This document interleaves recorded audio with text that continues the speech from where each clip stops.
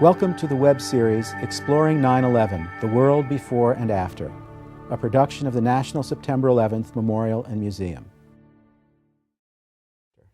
I'm Clifford Channon of the Memorial Museum.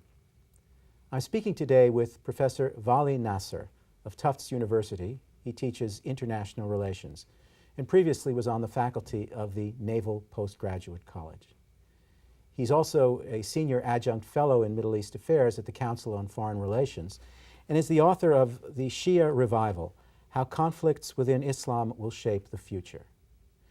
You write about recent events in the Middle East, whether it's the war in Afghanistan or the war in Iraq, and describe how these events have revived a historic conflict, differences between Sunni and Shia Islam. I wonder if we could go briefly into this, because we need to understand much about the differences between Sunni and Shia Islam. But if we can get to the conclusion first, how we arrived at a situation where events that were intended for other purposes have revived this conflict between these two great branches of Islam.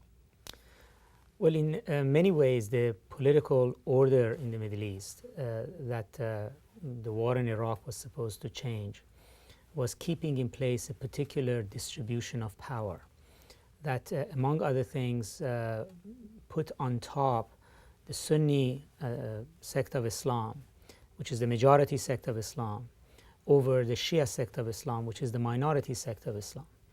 And across the Middle East, whether outside of Iran, in the Arab world, there are sizable Shia minorities and majorities, like in Iraq. But regardless of their numbers, they were excluded from representation, and in countries like Iraq, where they were actually a majority, were denied power altogether. And therefore, the Iraq war, in a way, opened the door for this imbalance to be corrected. So the war brought down a Sunni dictatorship, which, among other things, was suppressing its majority Shia population.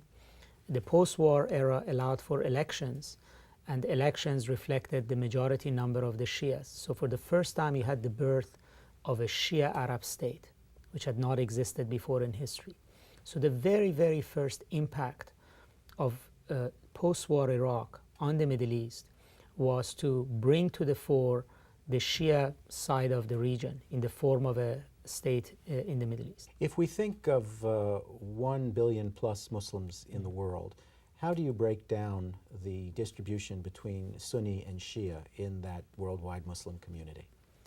Well, in the entire expanse of the Muslim world, out of that 1.3 billion Muslims, the Shias are an absolute minority. No more than maybe 10 to 15% of the world's Muslims are Shias. But the overwhelming majority of those Shias live between Lebanon and India.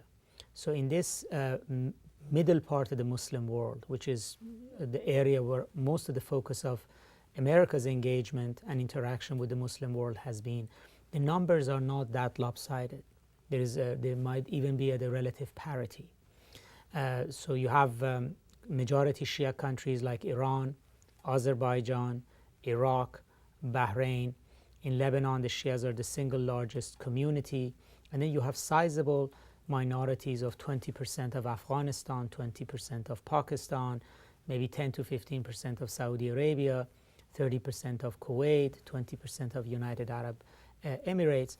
And all of this put together means that in the Middle East itself, the numbers are much more even. And that's exactly why disturbing the political order in the region that was allowing one side to dominate the other one politically proved to be so contentious.